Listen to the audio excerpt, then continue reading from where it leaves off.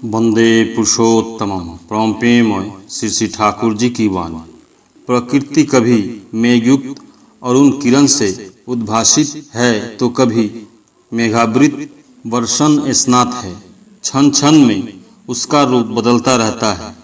नाट्य मंडप में एक एक कर जुट रहे हैं। प्रार्थना में भी कुछ देर है, फिर भी इसी बीच प्रार्थना मंडप में चारों ओर लोग बैठ चुके हैं। 6:21 हुए थे कि सामूहिक प्रार्थना के बाद परमराध्य श्री श्री ठाकुर एवं परमराध्या श्री श्री वर्मा को श्री श्री पितृदेव प्रणाम के बाद नाट्य मंडप में निर्दिष्ट आसन पर बैठे। सभी ने सामूहिक रूप से प्रणाम किया। चारों ओर भीड़ है। श्री श्री पितृदेव की श्रीमुख की निश्रित अमीय बातों को सुनने के लिए प्रत्येक ही व्याकुल है, इसलिए उनके सामने माइक्रोफोन रखा गया है जिससे सभी उनकी बातें सुन सके। श्री श्री पितृदेव ने भाव गंभीर स्वर में कहना आरंभ कर दिया। ऋत्विक का अर्थ है कि मैं उनका सेवक हूँ, उनसे यहाँ आकर दीक्षा दी है और मैंने ही क्यों नहीं दी। यह भाव भी तो आत्म केंद्रितता है। थोड़ा रुककर, भगवान के दूत के साथ भगवान के दूत का कोई विरोध नहीं होता है। हम तो भगवान के दूत हैं। जब मन इष्ट सेवा में व्यापृत रहता है तब कोई विरोध नहीं होता है। परमेश्वर दाता, ऐसा भी होता है कि मैं किसी जगह काम करने गया, वहाँ दूसरे ऋत्विक काम करते हैं। उस स्थानीय ऋत्विक के साथ किसी तरह युगायोग किए बिना दीक्षा देता रहा। क्या यह मेरी हित में ठीक रहेगा? श्री श्री पितृदेव, यह तो एक एटिकेट तहजीब की बात है। मेरे फील्ड में दीक्षा दे रहा है, उससे क्षुब्ध हो रहा हूँ या दूसरे फील्ड में जा रहा है और उसी प्रकार दीक्षा दे रहा है, दोनों तो एक ही बात है। आत्म केंद्रित होने पर ऐसा ही होता है। इष्ट केंद्रित होने पर क्षुब्ध होने का भाव नहीं आता है। इष्ट क्या है? इष्ट में सर्वांगीण मंगल निहित है। सभी की ओर स्नेहपूर्ण दृष्टि डालते हुए उन्होंने कहा, जैसा मैंने यहाँ जाना कि भवानी ने मेरे फील्ड में दीक्षा दी है, उसे शीघ्रतर अपने घर में बुलाकर खिलाया, आदर आप्यायन किया।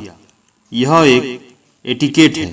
दूसरे के फील्ड में जाकर उसे सूचित किए बगैर दीक्षा दे आया, यह भी एटिकेट के खिलाफ है। दुनिया ही ठाकुर की है, सभी ठाकुर का है। दरअसल सब फील्ड ही ठाकुर का है। उसके अलावा किसी भी कर्मी को एरिया ठीक कर नहीं दिया गया है।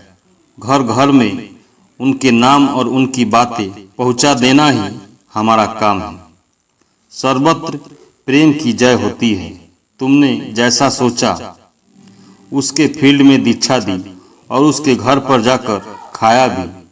सोचा कि वह व्यक्ति बेवकूफ है। इस प्रकार 5-7 बार करते करते देखोगे कि अज्ञात भाव से तुम कब उसके प्रेम के बंधन में बंध गए, उसका कोई ठीक नहीं है।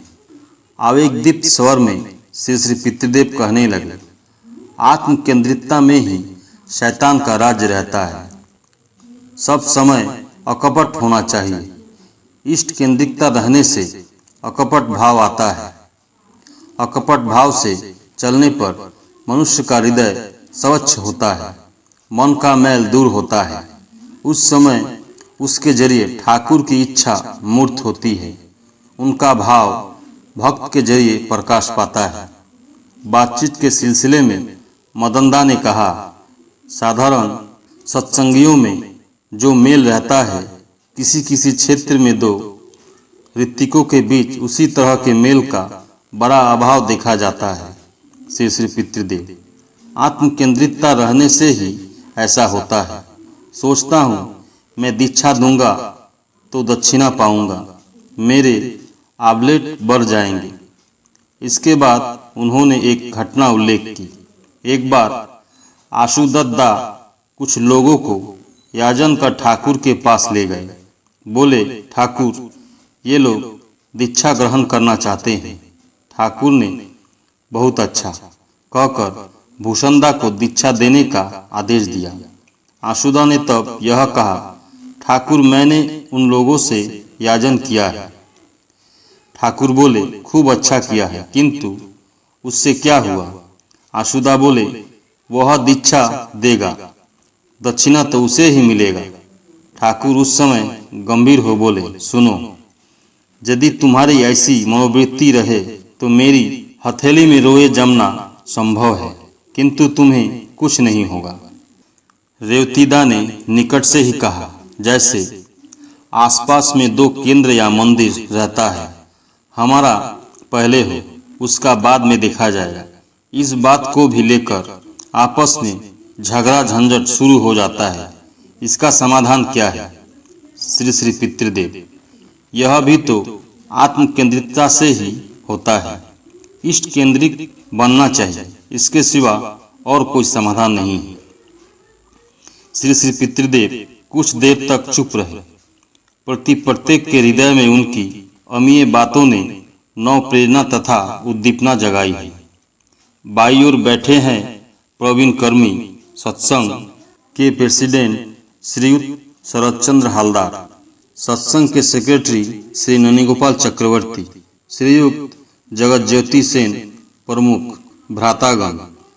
उन लोगों की ओर एक बार देखते हुए श्री श्री पितृदेव ने पुनः कहना आरंभ किया, सब समय इष्ट स्वार्थ प्रतिष्ठापन्न होकर चलना चाहिए, उससे प्रवृत्तिमुखी मन शिथिल हो जाता है, आत्म केंद्रितता कमती रहती है। उनके प्रति टान को बढ़ाना चाहिए, उनके लिए करना चाहिए। ठाकुर के लिए कुछ करने से अच्छा नहीं लगता है या देने में भी अच्छा नहीं लगता है यदि तो उससे टान नहीं बढ़ती है। मैं जिस चीज को सर्वाधिक पसंद करता हूँ, ठाकुर के चरणों में उसे ही पहले निवेदन करना चाहिए, अन्यथा शुधु मुखेर हाय তোমার জন্য পরাণ কাঁদে देवार किछु नाई, अर्थात केवल मौखिक ही भाव प्रकाश करते हैं किंतु कर्म में कुछ नहीं है। अर्थात तुम्हारे लिए दिल रोता है किंतु देने की कुछ नहीं है, ऐसा भाव हो जाता है। अकपट भाव से उनकी सेवा करनी चाहिए। दुलालदा, हमारे अंदर मामूली रूप में ही भी ऐसी भाव रहते हैं, फिर भी हमारा काम अच्छी तरह बढ़ता ही चल रहा है। जिसमें उनका काम द्रुत कर सके उस विषय में हमें कुछ निर्देश दे। श्री श्री पितृदेव, आपस में एक साथ बैठकर इष्ट के विषय में आलोचना करना, क्या करने से उनका काम बढ़ सकता है, उस ओर दृष्टि रखना, ये सब करना चाहिए। अकपट भाव से उनकी सेवा करनी चाहिए। कानून बनाने से कुछ नहीं होता है, कानून बस वही एक है। अकपट भाव से उनकी सेवक बनना, उनकी इच्छा को वास्तव में मूर्त करना। रेवतीदा, बरदा, जो कर्मी पंजा पाते हैं, यदि वे यहाँ कुछ दिनों तक रहे, आपका संग करे तो अच्छा होता। श्री श्री पितृदेव, ठाकुर ने भी तो यही कहा था। रेवतीदा, कर्मी संग्रह के मामले में हमें किन बातों पर ध्यान देना चाहिए? श्री श्री पितृदेव, अपनी आत्म केंद्रितता पर अधिक ध्यान देना चाहिए। जो इष्ट केंद्रिक होता है वह ऐसी व्यक्ति को चुन लेगा जो वैसा आत्म केंद्रिक नहीं होगा। पहले उनके चरणों में आत्मसमर्पण करना चाहिए। मेरा सब कुछ उनका है, यह बोध एवं विश्वास रहना चाहिए। निष्ठा, अनुगत्य, कृति संवेग तभी ठीक तरह से आते हैं। नए कर्मी संग्रह का दायित्व प्रत्येक कर्मी का है, किंतु किसी विशेष पंजा का उल्लेख कर पैरवी नहीं करना ही अच्छा है। यदि नितांत कारण ही हो तो याजक अधर्वयु तक के लिए करना चाहिए। ठाकुर ने मुझे पहले से ही कह रखा है कि किसी विशेष क्षेत्र के अलावा साधारणतः पहले याजक अधर्वयु का पंजा देना चाहिए, बाद में उनकी योग्यता को देखकर सह प्रतिऋतिक का दायित्व देना चाहिए। कुछ देर रुककर उन्होंने पुनः कहना शुरू किया, पहले अधिकांश कर्मियों का पहला काम यह था कि यहाँ आकर पाथेय के लिए दस्तावेज देना। अब ये सब बहुत कम गए हैं। सबसे अच्छा तो यह है कि बिल्कुल नहीं लेना। सामने में बैठे हुए कर्मियों की ओर देखते हुए पूछा, क्या तुम लोग लेते हो? निरद्दा एवं और भी कतिपय कर्मियों ने कहा कि वे नहीं लेते हैं। श्री पितृदेव खुश होकर बोले, नहीं लेना भी अच्छा है, तुम लोग मत लो। सब समय इष्ट के कोष को बढ़ाना चाहिए। इस धंधा में लगे रहने से मलिनता दूर होती है। उस समय उनकी इच्छा अपने अंदर मूर्त होती है। साग्रह कर्मीगण श्री पितृदेव की अमृत निस्संदेही जीवन वर्धनी निर्देशावली सुन रहे हैं। उनकी बातें हृदय के कोने में ग्रथित कर रहे हैं। भवानीदा, चारों ओर सत्संग विहार किस प्रकार शीघ्रतर निर्माण हो रहा है, किंतु पश्चिम बंगाल में खूब धीमी गति से काम चल रहा है। शीघ्रतर कैसे किया जाए? श्री पितृदेव, करने से ही होता है, करना ही पाने की जननी है। धरणीकांत दे ने 1 वर्ष के अंदर ही माईबंग आसन में मंदिर बनवाया। वहाँ अधिक सत्संगी लोग भी नहीं हैं।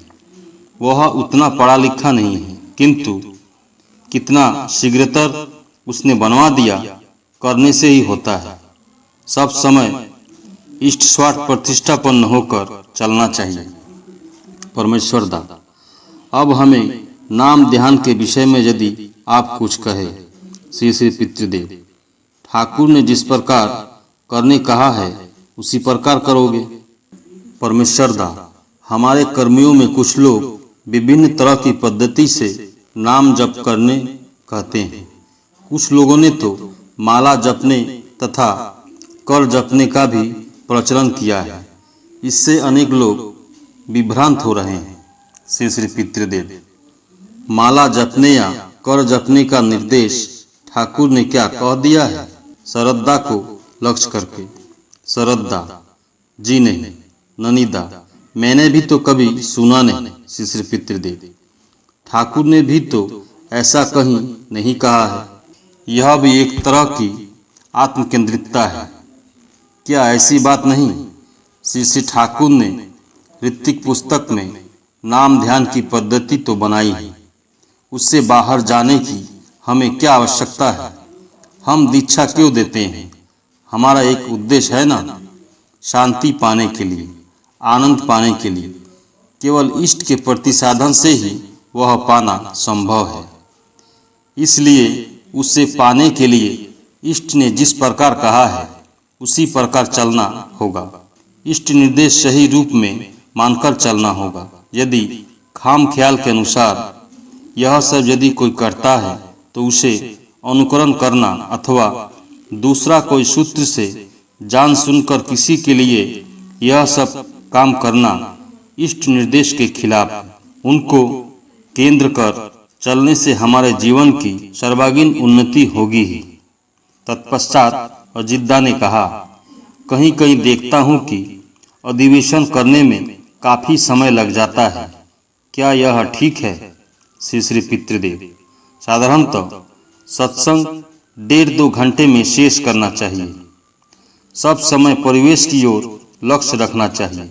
अनेक जगह उत्सव करता है। 5-7 वक्ता लोग 4-5 घंटा लगातार वक्तृता देते रहते हैं। दूर दूर से लोग आते हैं। यह ख्याल रखना होगा कि वे भी घर लौटेंगे।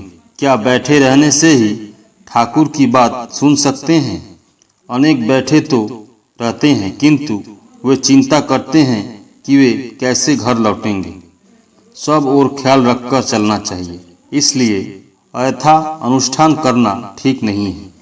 यहाँ तक कि दीक्षा देने में भी 15-20 मिनट से अधिक लगाना ठीक नहीं है। सब की ओर देखकर पूछा, अब तक आलोचना में असली बात क्या हुई? थोड़ा चुप रहकर स्वयं वे बोले, मन प्राण से इष्ट केंद्रित होकर चलना होगा, तभी इन सभी का समाधान आपसे आप होगा। शिवदयाल दा, मैं देख रहा हूँ कि आपका संग करने से कर्मी लोग सतेज हो रहे हैं, स्प्रान हो रहे हैं। श्री श्री पितृदेव, तुम्हारा संग करने से भी हो सकते हैं। असली बात है ठाकुर को हृदय से प्रेम करना चाहिए, अकपट होना चाहिए, तभी ठाकुर की इच्छा भाव के रूप में प्रस्फुटित हो सकती है। इष्ट स्वार्थ प्रतिष्ठापन्न होना चाहिए। हालीशहर से आगत प्रदीप दास गुप्ता ने प्रश्न किया, श्री श्री ठाकुर या श्री श्री वर्मा के महाप्रयाण के दिन क्या कोई आनंद उत्सव हो सकता है? श्री श्री पितृदेव, हमारे पिता और माता ने जिस दिन शरीर छोड़ा है उस दिन क्या हम कभी स्फूर्ति आनंद करते हैं? ठाकुर तो प्रिय परम है। ठाकुर वर्मा तो माँ बाप से भी बहुत ऊपर है। उनकी वेदना में आनंद उत्सव करना क्या उचित है प्रदीप दा? जी नहीं। श्री श्री पितृदेव, तब इसके बाद अजितदा ने कहा, हम लोगों में कुछ ऐसे हैं जिन्हें हम देखते हैं कि सत्संग अधिवेशन में ठाकुर के आसन से अपने दंडों को लगाकर खड़ा कर देते हैं। देखने में भी खराब लगता है। उस तरह से रखना क्या ठीक है? श्री श्री पितृदेव, सबको अपना अपना दंड अपने पास ही रखना चाहिए। उस तरह से रखना ठीक नहीं है। 8:07 हुए हैं। कितने समय बीत गए इस बात का किसी को ख्याल ही नहीं रहा। श्री श्री पितृदेव का उठने का समय बहुत पहले बीत चुका था। कई दिनों से उनकी तबीयत भी कोई खास अच्छी नहीं है। उसके बावजूद उनके दैनिक कार्यक्रम में कोई व्यक्तिक्रम नहीं है। परम प्रेममय श्री श्री ठाकुर। सभी गुरु भाई एवं माँ को जय गुरु।